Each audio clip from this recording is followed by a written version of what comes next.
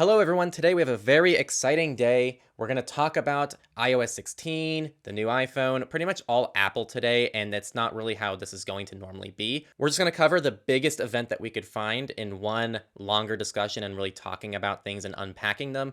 It just happened to be Apple this week. Yes, we like Apple for certain things and we dislike them for other things. That's not what today's about. Today's just about talking about the updates and really giving our thoughts and our personal experiences in some of this stuff. Next week, it could be something totally different and it could be about an open source project. We don't know. It's just whatever the biggest event is of the week that we want to talk about. We're loosely calling this Techlore Talks right now. Let us know if you like that name. We want this to be kind of a weekly series where we give our thoughts and we talk about the privacy and security angle from current events in a much more long form factor. I'm Henry from Techlore. I'm Jonah from Techlore. I do administration for our new form that just went up at discuss.techlore.tech. So come check that out. That's what I've been working on the past few months. So you want to get started? Yeah, let's do it. So we're going to start off this discussion with kind of our history with iOS 16. So Jonah, have you used iOS 16? Where are you at with it? Yeah, I've been using iOS 16 on my own phone for since the first developer beta came out because I am dumb. Yeah, you have a history of always getting Yeah, screwed by I doing always that. I always do it day one betas on my daily driver iPhone and MacBook. So it's been good though. When It's been good. when did that come out? That was, I believe, WWDC was early June. So Got it. I think the first or second week. I don't remember exactly. Got it. So you've had it for a few months then. Yep, And are you already on the public release right now? Or are you still in the I beta? am on the public release, and I always quit the betas when the public release comes out. So now I'm stable again because I'm only Got it. interested in the new features, you know. So Yeah. Well, unlike you, I like the stability and I do not want to risk anything. And so I actually just updated this morning, so I only have about a day's worth of experience with the actual usability aspect. So it's going to be fun to see how our experiences differ in this discussion. And why don't we go ahead and start with the non-privacy and security related things, which isn't too much, honestly, before we get into all the privacy and security stuff and talk about kind of what we think about that. So the lock screen, yeah, that's the what do you biggest change think? I think. I like it. It's pretty fancy. It's not like that different. I think we're gonna have to see how like apps end up supporting the new widgets. That'll be the biggest thing.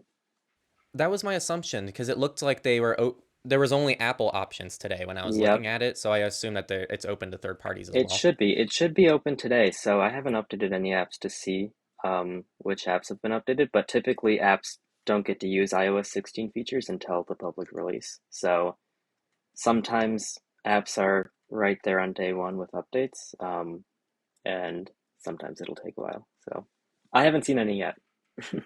Yeah, I don't have any either. And this just reminds me that Proton VPN is still using the original widget system that Apple implemented, and they still haven't used the new one, which is really frustrating because like Apple still keeps them together, but you have to like Uh, sort and customize them differently, which yeah, is the really widgets that are frustrating. like on the side instead of on the home screen, you mean? Yes, Yeah, yes. yeah. That's what Proton still uses for the VPN. That's ridiculous. Yeah, they got to get with the times. Well, for me, I really liked the template ones. Like it was cool that they had so many of the pre-built home screens. And honestly, Yeah. I that's not something I would ever use. I don't think it's just not part of my workflow for my phone because I don't use my phone for much. But I thought it was cool to see that, and I really wanted to just add a widget to my current lock screen, and I couldn't do it. Um, I don't think they might let you add the widgets to a custom photo, but you have to create a new wallpaper. It seems like I don't know I why, but I believe couldn't just add so. a widget to my new one or my Interesting. current I'm one. not sure exactly how that works. I've had weird issues with the lock screen setup during the beta, and I haven't seen if any of them are resolved yet. But I there's a template that was in the beta. I hope it's in the original release. It was like the original. Do you remember the fish wallpaper from like the iPhone, like the first iPhone? I don't. Oh, it was like it's like what are those clownfish like Nemo in an anemone? It's a Let me see if classic it's still pictures. there. You gotta see. I Let, can't let me check see. on my phone right now. Is it the clownfish? Yeah. Oh yeah, with the green. Yeah. Yeah, yeah, it's They still there. they It's in the used that collections. wallpaper on the original iPhone during like the keynote in 2007. But then they never released it with any iPhone. It was never a stock wallpaper. Interesting. Yeah. Well, now And it's now they here. brought it back. Weird stuff. Yeah. Huh, bizarre. The ones that I thought were really hideous, the emoji Oh, I wallpapers. cannot That stand those.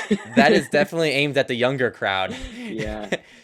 Like maybe in middle school would have been like, haha, look, I have a poop emoji wallpaper. Haha, look at me, guys. Yeah, the much younger crowd. I mean, I don't want to sound like a boomer, Henry. I'm not that old, but it's not appealing to me at all. We actually already talked about this. I know Jonah probably. I love audio messages, especially on Signal.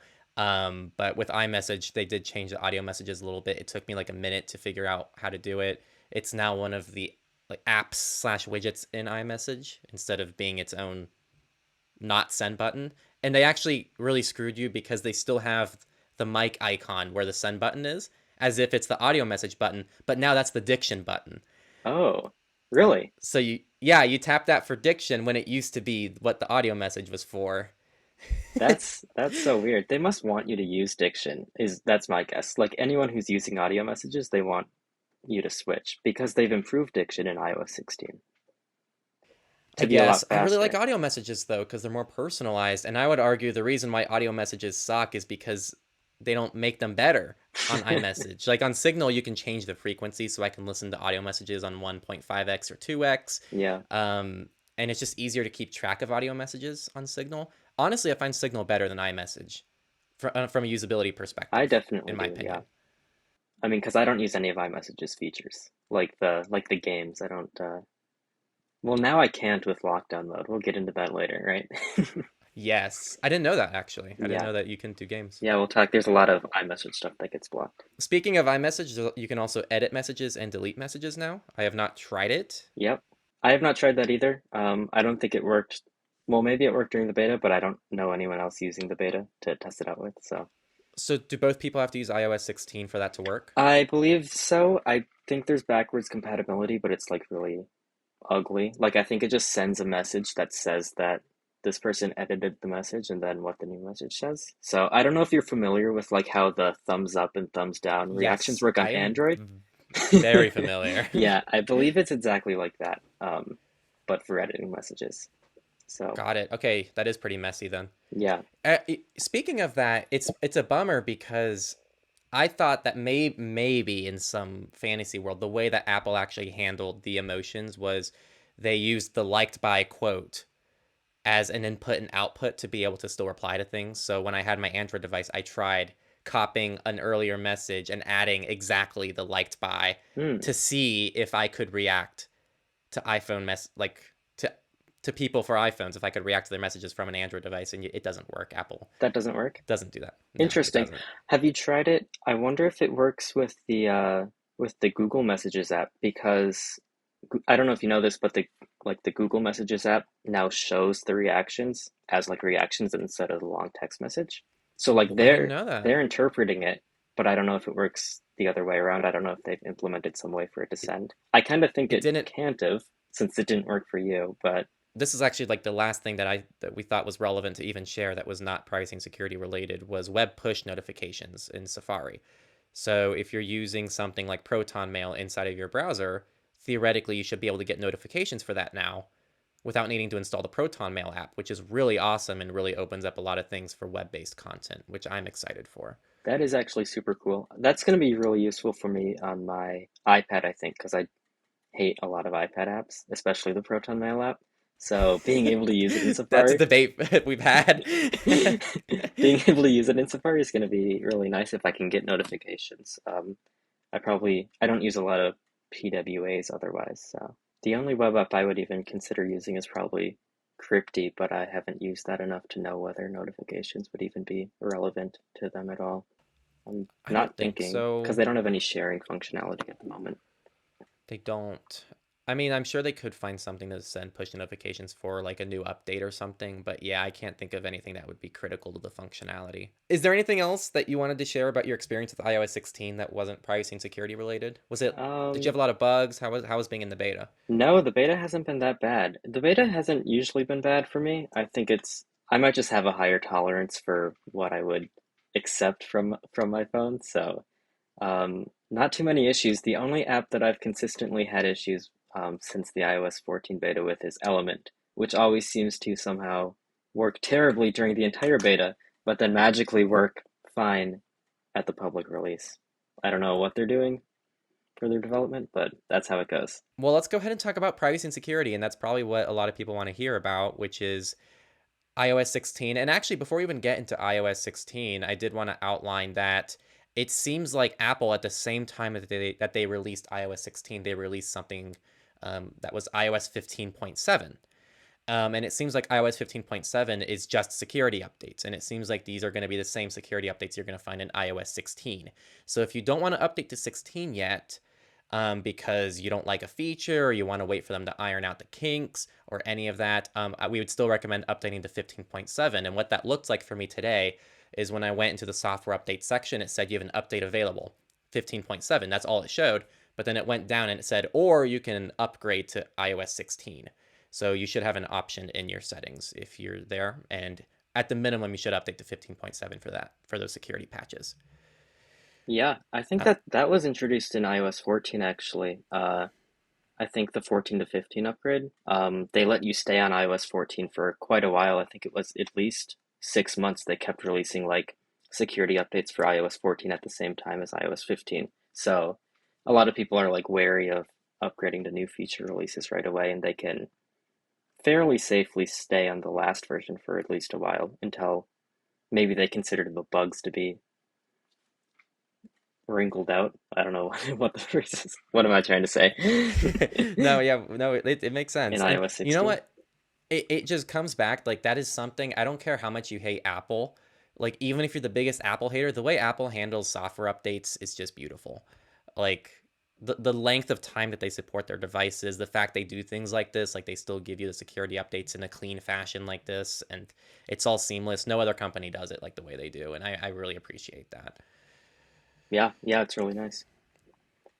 You saw, I know you saw it, but I don't know for other people. Apple just pushed out a completely random update for iOS 12, I think last week. Yeah, Um, that was just a security update for iOS 12 users, and this goes back to the iPhone 5S. So if you still have an iPhone 5S that was released in 2013, almost 10 years ago, you still got a security update a week ago, which is crazy. I still wouldn't consider it a secure device anymore, but like you're still getting right. You're missing out on a lot of some. security patches, if you're still on iOS Yes. 12. But it is very cool that they're fixing like the really major ones this far on. And so let's cover the elephant in the room, lockdown mode. Yeah, This is what's getting all the attraction. It's essentially like a hardcore lockdown. It's called lockdown, but it's like a locked down version of an iPhone, and this is targeted, I think, towards journalists and a lot. I think that this is a big reaction to the Pegasus spyware, which gave Apple a lot of bad press. it definitely is. Yeah, there was a lot of like different spyware for iOS that was all coming out like right around the beginning of last summer, like Pegasus, and this was definitely a response to that. So I've been using lockdown mode since pretty much the beginning of when I was using the beta as well, and from a usability perspective, there's not a lot different. It's not a huge like impact to your day-to-day use if you're willing to give up a few features. Um, the biggest thing for me has been in Safari, it blocks like custom fonts. So a lot of like icons don't work on different websites. They just show up as squares. Uh, so I usually had that that's not a too big when I deal. opened Crypty. Yeah, Crypty and other web apps, it's going to be a big deal for, I think. But you can add per site exceptions. So I guess if there's like a trusted site that you use, you can fix it, or just put up Yep. with the lack of icons. No, I opened Safari right away and added an exclusion for Crypty because I didn't even want to bother at that point. Hmm. Um, and you for those, it took me a second to find it because I'm used to Apple just baking all functionality inside of the share menu in Safari for Yes. whatever reason. So it's actually inside of the font icon on the bottom left of Safari. it's in there that you can add exceptions to Yeah, I think lockdown it's called mode. website settings is the menu icon, I think so too. Yeah, and yeah, that's they've it. they moved everything around. It takes me forever to find things. What else? It also blocks a lot of iMessage attachments and link previews as well. So like previews won't show up anymore if someone sends you a link, and then most iMessage extensions like games that you can install, and I use a lot of Apple Health like fitness related features. People will send me like if I complete an activity, people will send me a note on their watch. It's a thing that Apple Watch does. It lets you reply to people. But I don't get those on my phone anymore. They just show up as like blank messages basically, which is kind of strange. Does it not make you feel accomplished after your Um, workouts? well, the messages I have to look into this because the messages do still show up on my watch. They just don't show up on my phone. I don't know if there's a separate lockdown mode for Watch OS. I haven't actually checked that out yet, but that's something that I Oh, have to look at. that'd be interesting. Yeah. Yeah. That's going to be the next Pegasus. They attack you through your Apple Through your Watch. Apple Watch? Yeah, I can see it. Um, and then lockdown mode does a couple other things. I think the three other things it does are it blocks wired connections to anything anytime that your device is locked, um, which I think is slightly different than the current setting that lets you do that. I think in lock screen settings you can disable USB accessories, um, but I think they still work after you've used them once. And now lockdown mode prevents them from working at all when the device is locked. I'm not 100% sure on that though. So I'd have to look and see why that's exactly different because they made a big deal about it even though that feature kind of already exists. Yeah, it's possible to, even if it is the same feature, that it's just force It just enabled. forces it. Yeah. Yeah. Um, Lockdown mode, what else does it do? It also blocks invites on Apple services. So like people can't FaceTime you anymore unless you've interacted with them first. So that was there were a lot of FaceTime bugs. I think it was a year or two ago where like people could hack your phone or like, oh, I remember what it was. They could like see your camera and microphone um, by starting a FaceTime call even if you don't pick up. Do you remember that? I remember that one. I Yeah. remember that one. So Yeah.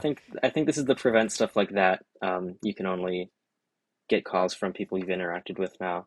Um, and then lockdown mode doesn't let you install any kind of configuration profiles or enroll your device in like a corporate remote management system anymore. So anything that you have installed before you enable lockdown mode still works. So that's going to be good for companies. They can keep using their MDM and have their employees enable lockdown mode afterwards. Or I would imagine some companies will be able to like force lockdown mode to be enabled. Um, but that prevents like attack vectors of people secretly changing your phone's settings because a lot of people I've seen people who just install profiles on their phone and they don't even know what they do. So That's never been me in the past. no, it's really hard to do, but I guess you can be. I guess it's some sort of social engineering attack if you can get somebody to go through the process of installing something. Another big feature of iOS 16 is safety check. This one's probably going to be applicable to a few more people than lockdown mode, but it's a pretty niche group of people that Apple's targeting, which is basically uh, any victims of like domestic abuse or abusive relationships, that type of thing. So I have a quote here from a privacy engineering manager during the keynote. They said that it lets people in abusive situations quickly revoke an abuser's access to their data and location, enabling them to cut ties and get to safety. So basically, Safety Check allows you to really quickly in the settings of your app kind of review basic things like who you're sharing your location with. It lets you reset all of your passwords with just like one click for all of your Apple services. And it lets you like clear out your device of anything that might be tracking you or surveilling what you do on your device. Um, so it's a pretty cool set of features for people that need it. I know a lot of people in that type of situation get kind of worried that they haven't found everything on their phone. So it's kind of a reassurance that they've covered everything that might be tracking them in one central place. Yeah, that's cool. That's a good one. It's the kind of thing that it's nice to have, but we hope you never have to use. So Yeah. that's it's a good thing that they're offering that. I'm excited to see if things like this and things like lockdown mode are going to end up in Android 14. Yeah. Like if there's going to be an equivalent of that on the Android side of things, which normally there is. Normally when Hmm. they release things like this, you see it on the other end too. Actually, and to quickly go back to lockdown really quickly, to be honest, after using it, frankly, I've only used it now for what, 12 hours? But there was almost no difference in my usability Yeah. to the point where I don't know why I wouldn't just recommend most people turn on lockdown mode because there's not much of an impact. And John Osbey, the creator of Crypty, Hmm. did that article with Vice that came out that we covered on surveillance report, which talked about how if you're using lockdown mode, people can identify they're using lockdown mode. So this could be like a fingerprinting tactic as well to identify people who are on lockdown mode. Sure. So kind of like Tor, how people encourage people to use Tor just to help people blend in with each other and to make the anonymity of Tor stronger. Um, I would say why not? Like if you're on iOS 16, I'd say just enable lockdown mode, and if it works for you, just keep it on, and you're probably helping someone else. I don't know if you have thoughts on that, but Yeah. No, I think that's definitely good advice, especially with the fingerprinting stuff you mentioned. I mean, the main thing you have to give up is just iMessage features. It depends on whether you use that or not, because the only other major user-facing thing would be the Safari limitations, but you can easily disable those on websites that break with lockdown mode enabled. So it's not really a huge deal. in before though, people are like, I can't believe you're even suggesting lockdown mode instead of a instead of a complete like a Linux phone, a D big text device. Which, by the way, you can use those too. But I think this video is applicable to people who are on iOS devices. Yeah. Next week, or we'll cover another big story, but this is definitely the highlight story of the week. Hmm. So the next big thing was rapid security response, and I have my monitor here, so I won't be looking at the camera. Apologies for those watching the video, but it's pretty much an option in your automatic updates settings, which allows your phone to install security hotfixes as soon as Apple releases them, instead of waiting for Apple to bundle them into the next iOS point update. So, like we mentioned earlier, they released iOS 15.7 today, which included all the security fixes. It seems like those are the same security fixes in iOS 16. So no matter what, you should update to either 15.7 or 16. But with this rapid security response, they don't even need to push out an iOS 16.1 or 16.12. They don't need to do any of that. They can just send out a minor update. It might be similar to updating one of your applications type of deal. So it's a much more minor, quick fix, which should be very exciting. It is coming to macOS Ventura as well. So if you're going to be using macOS Ventura, that will also be found there. Yeah, that is exciting stuff. I was actually wondering, maybe you could check this since you have your phone. Is that enabled by default? I know it's in the automatic updates section, It is enabled for me. so it must be, I Yeah, assume. I'm guessing it is. Cool. I Yeah. assumed it would. I don't know why it wouldn't be since they seem to be pushing it. But It does say it might not be as seamless as an App Store update because you may need to restart your iPhone to complete the installation. Some system files will always be installed automatically, though. So I'm guessing some updates might require a reboot, some might not. But no matter what, I'm sure it's going to be a simpler update process than a traditional yeah, for sure. software update. I'll have to keep an eye out and see if it prompts you to restart if Cool. that's required, because I'm not sure if it would or not. Passkeys are pretty exciting. It's a new technology that Microsoft, Google, and Apple are all working on. So they're all like kind of cross compatible. It basically lets you use your phone as a hardware security key, like a YubiKey.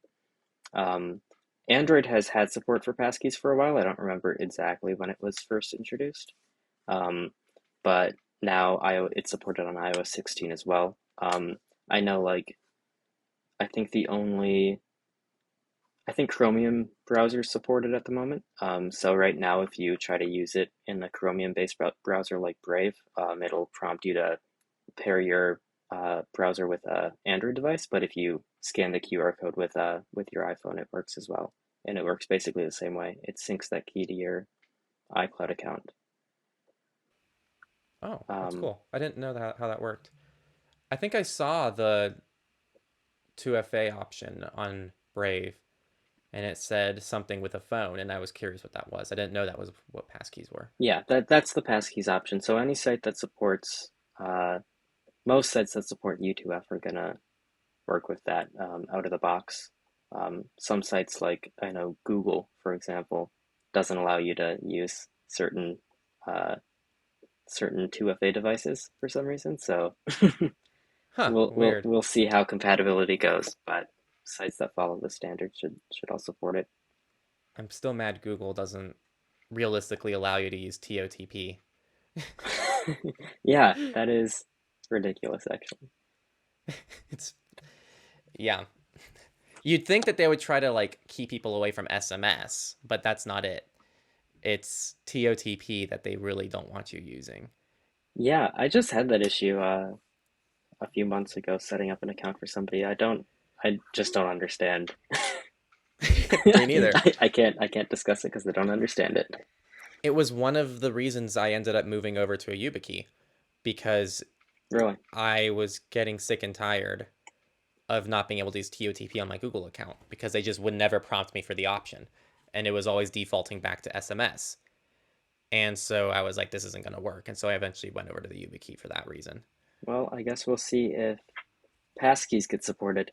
The problem is I know Google already has their own like proprietary system for using your phone as a hardware key based on like the Google app and Google Play services and stuff. So will they But Apple replace does that too. for 2FA? Oh, for Yeah, for iCloud even? iCloud. Yeah, for Yeah. sure. So that would be cool too. I definitely want to see more 2FA options in iCloud. So if they support passkeys, that would be exciting. I don't know if this was Passkeys. It might have been Passkeys or it might have been something else. Wasn't there something they were trying to do to replace CAPTCHAs? Like, weren't you Oh, able to use Passkeys as a way to that was not authorize? passkeys, but it has a similar name. I think it's like Privacy Passport is the name of the standard. Um, Okay. and that is coming to Safari too. I don't think we have that in our notes, but I actually don't know exactly how that works in iOS 16. Um, that's been around for a while. Cloudflare was pushing it. I don't know if you are familiar with Privacy Pass at all. It's like a Chrome Mm-mm. extension you can get, which basically uh, it it works privately somehow. I don't know exactly how it works, but it lets sites validate that you're a real browser and not a robot, without having to solve captchas. So it already works, I know, on like on those Cloudflare captcha pages, if you've seen those. That's Well, of cool. course you're familiar with those. Yeah, I actually do not like the Cloudflare Yeah. So CAPTCHAs. I They think use H CAPTCHA, right? they do now, yeah. I think Privacy Okay. Pass has actually gotten a lot of flack because pretty much only Cloudflare has been pushing it as a way to get around their pages that they themselves have implemented. So it's like a they created the solution for the problem that they made, and they've been trying to Uh-huh. get it in like Tor browser and stuff. But it seems like it's now been adopted as some sort of standard, and browsers are implementing it natively. So Okay, good to know. when I Well, I hope looked to see into it, something come out. yeah, when I looked into it, it seemed to be reasonably private. I don't remember exactly how it works though, but it doesn't seem like it's a privacy concern in any way. Yeah. Well, I'm sure there's going to be some like meta implementation of this that will be privacy invasive. So Yeah, I'm gonna definitely be on my toes. But can't wait for like, that. yeah, that's the thing with tech. A lot of things don't have to be privacy invasive. I know you tweeted Well, yeah. you tweeted the thing that got a lot of not a lot. I mean, some people were like, "Oh my gosh, fanboy moment," with the ads and how Apple moving towards more digital advertising doesn't necessarily mean it has to be privacy invasive advertising. Right. Um, which I don't know. Personally, I think that like for them to be at the same scale of companies like Facebook and Google, to me, I just haven't seen it happen before. A company who's able to advertise in this at the scale that they do without the personal data. So it'd be interesting to see if Apple can do it. I'm willing to see if they can do it, but I I'm mean, they skeptical. already do it. This has been around. I think they're just expanding this business, but it's been around in their like App Store search for years now. And it works the same way as like DuckDuckGo, right? It's just based on your search queries, Got which it. is the least privacy invasive way to do it, I suppose, since they get your search queries anyways. Yeah, yeah. It isn't. I mean, it's a good point, and like it makes it hard for me to argue with that because a lot of these search engines and quite a few privacy services do use advertising as well, but we take their word Hmm. that it's contextual and it's private. Contextual is like, for those listening, is like what you were saying. Like if you did a search for one thing, it's just one contextual ad for what that is. It's not trying to tie your entire profile and who you are as a person together to track you all around the internet. Um, I guess the so I question guess is, well, I guess the question yeah, is like what context, if they bring this advertising back to like mobile apps, like if they let developers add ads to their apps using Apple's ad service, like they did in the past before they discontinued that. I guess the question would be what context are they going to use to determine what ads to show you? Because you're not searching for something in that app. I don't know. yeah, It's all we'll speculation. see. Yeah, we'll see. We'll It's see all how it works speculation. out. Just a minor privacy update to iOS 16. Apps now have to request access to your clipboard. So, like if you're pasting something from your password manager to Safari, for example, it's going to ask if Safari can use your clipboard from your password manager, and then you have to grant it access before you can paste anything. So, that's going to be really useful for like, I think the main thing I've seen it with is shipping apps. They like automatically try to paste in, if you have a shipping code in your clipboard, they read your clipboard every time you open the app. There's some apps that do that for like two-factor authentication codes. Um, so I think it's just meant to prevent apps from automatically scanning your clipboard without you knowing, which has It been an issue in the past. is that always going to be prompted, or can you like whitelist an entire app in the settings? Like allow Um, once or always allow type of deal. Do you know? that's a good question. I'm trying to remember how it's worked for me. I feel like I've had to allow it like for Safari from my password manager more than once. Um, but I don't know if that's like a per website thing or if it's like it got reset during the betas. So I'll have to check it out now that the official release is out and see if that sticks or if you have to allow it every time. And the last thing, this is super minor, but you can now view Wi-Fi passwords in your settings, which I find useful because I normally always have an Android and an iPhone device for different purposes laying around. And anytime I have someone who needs something like my hotspot password, back when I was using a Calyx hotspot, I'd have to like I could never grab the iPhone and give them the password. It'd always be grab the Android device because I can actually view the Wi-Fi password from the Android device. And on Android, you can even share the Wi-Fi password with like a QR code, so someone can just scan it and then you're good. I don't know if Apple has something like that, I was but just wondering if I can't remember if it does or not. I don't think so, but I'd have to double check. Um, okay. but yeah, this actually just came in handy for me. Last week I needed to share a Wi-Fi password with someone, and it works pretty seamlessly.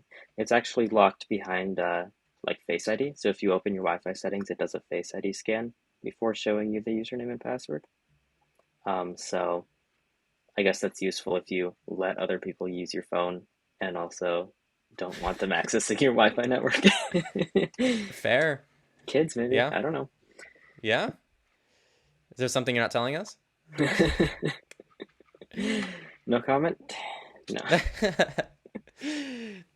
And so that covers all the privacy and security things, but there is one unrelated to iOS topic, and it's regarding iPhone 14, which was just announced how many days ago now? A few days ago? Was it Uh, Friday? last Monday, right? It's been a week already? What day is it today? It's Monday Monday. today. Yeah, it was last week.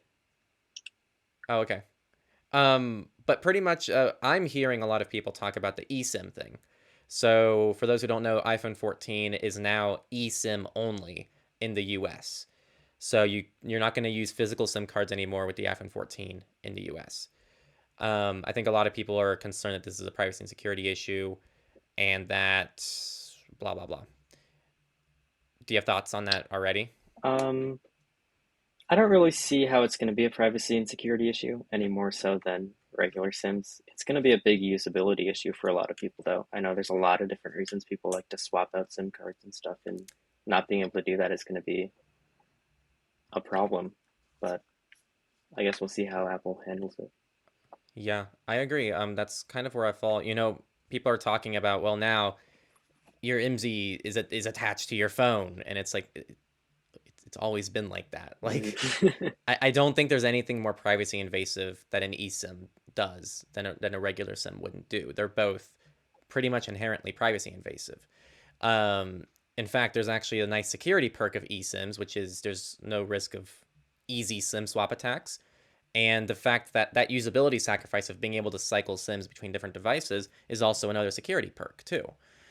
Because someone can't just take the SIM out of your phone and pop it into their device and now impersonate you. Yep. So that is one nice thing about the eSIM only.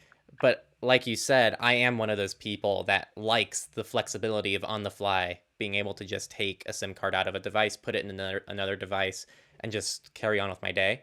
And not having that option anymore easily is going to suck. Yeah. Um, and I just don't like not having the option, I Hmm. think is what it is for me. The option going away really sucks because even when you were helping me pick a cell carrier and like a whole cell configuration, I opted for the SIM card, the physical SIM for all of them, Yep. because I like the flexibility of the SIM card.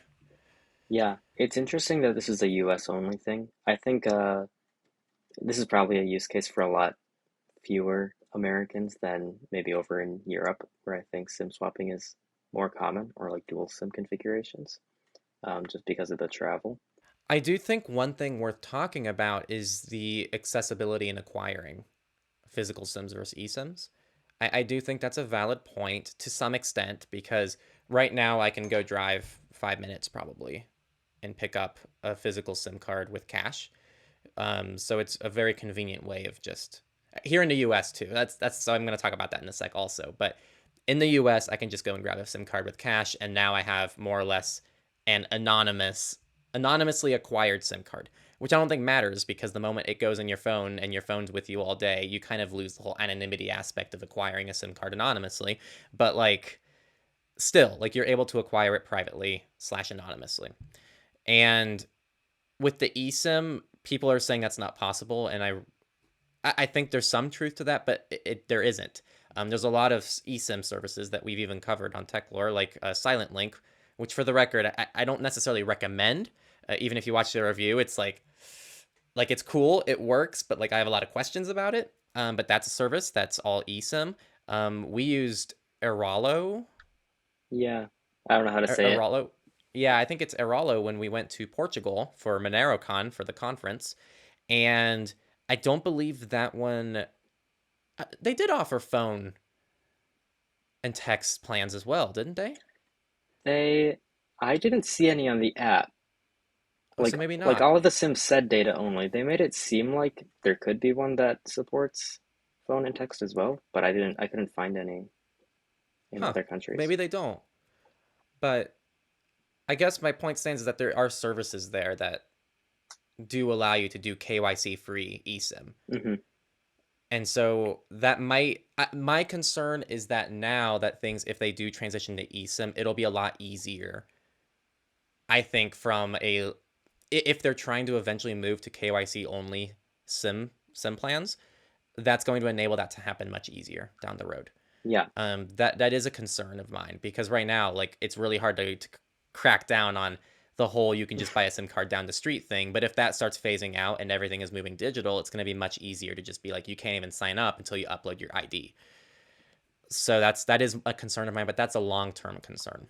Yeah, I can definitely see that.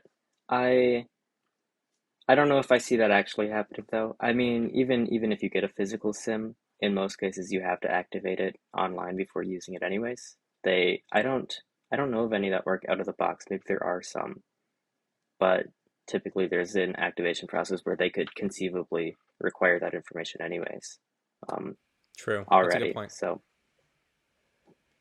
Yeah, good point. any other iPhone 14 stuff? I wanted to ask you about the new satellite thing. Have you seen that? Yeah, I thought that was pretty cool. That is pretty neat. Do you think it has, do you see any privacy concerns with that? Like I don't having know enough a about the new protocol. antenna connecting to satellites?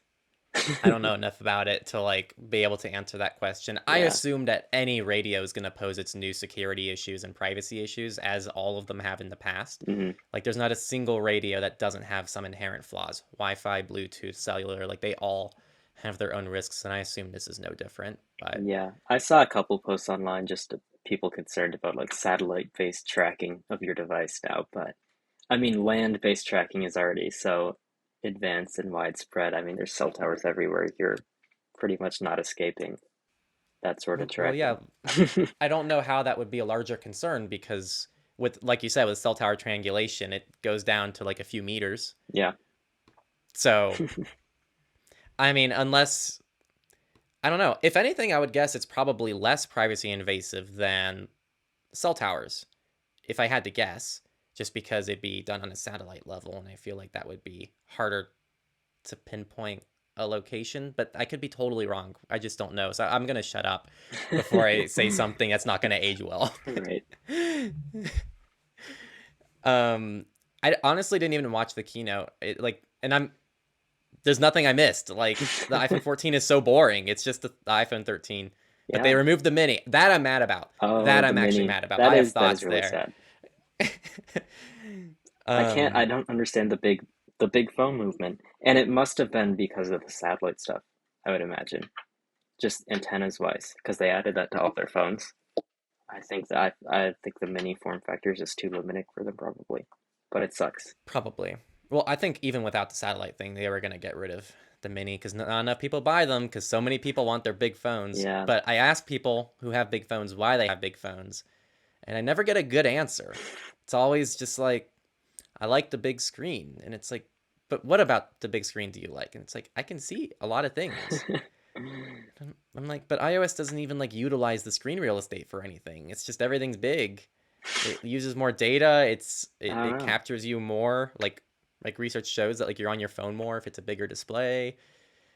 It's harder to manage. That's like the biggest thing for me. It's like holding massive phones. I don't have small hands, but But it's still like ridiculous. it's ridiculous. Yeah, it's like awful. I'm like, and then like I run and I go on bike rides and like having to like fit like a massive phone inside a bike pouch. It's like, I think to have a big phone, you just have to like not have an active lifestyle at that point.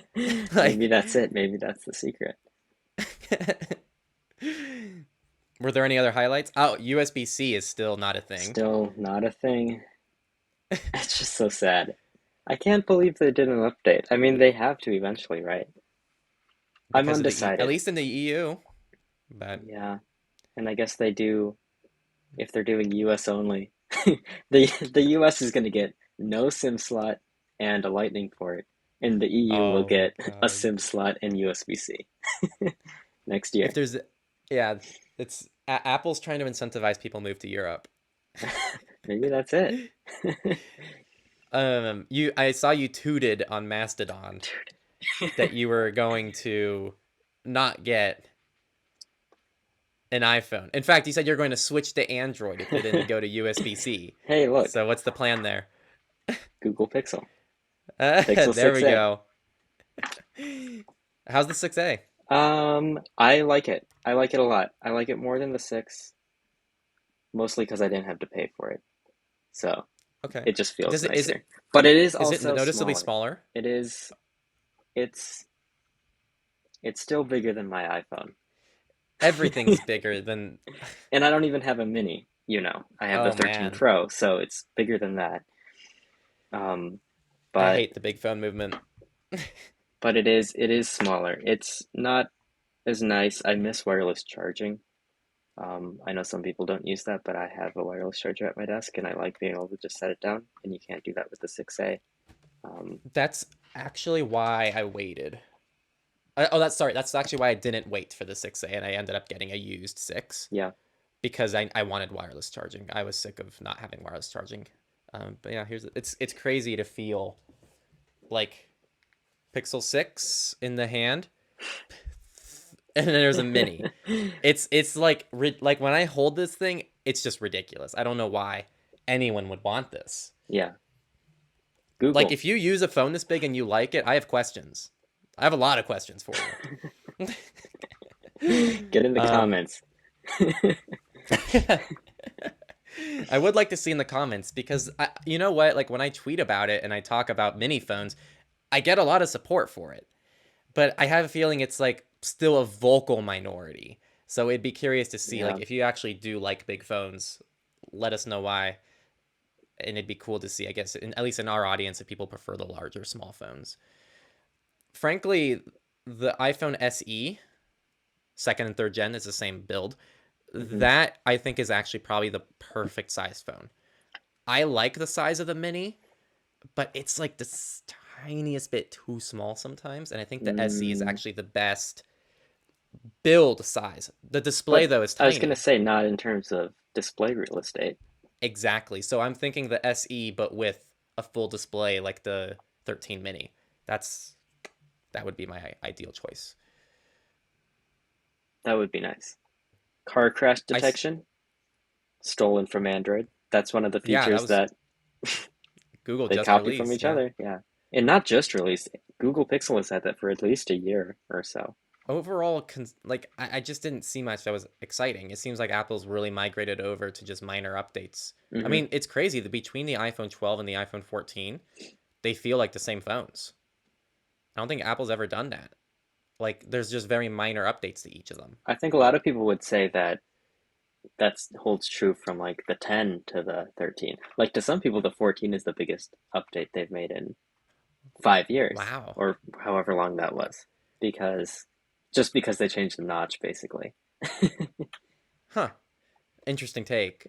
There's been a lot of very minor upgrades, I would say, especially if you're not like a big photography person, because I think pretty much the only reason to actually upgrade the past couple of years has been the camera, because they've made some pretty big improvements there.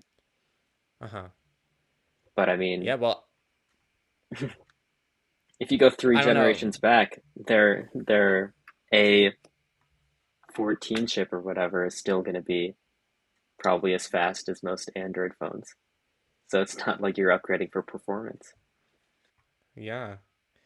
Well, I'll be interested to see how long something like the iPhone 12 is going to get support Yeah. because like app if people look at how long Apple's supported their devices, it only goes up in time. It used to be 5 years.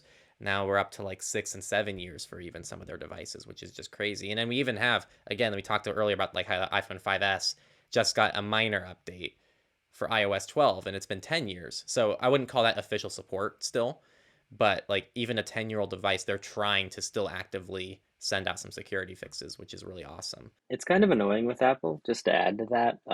Like as far as their update policies, they don't have like any kind of stated support window. You're kind of just guessing and hoping that they're going to support it for a long time. But like, I mean, even if you look at like Mac OS updates from 2 years ago, they're still getting updates, but they're not getting all of the security updates that the current operating system is getting. And it's not exactly clear what you're missing out on from like their release notes and stuff. And I agree it's frustrating, but also to me it seems like the just general goal is to just support things as long as they can. yeah, And if that's the approach, then they can't really be like, "Oh, we're planning on supporting this phone for 5 years."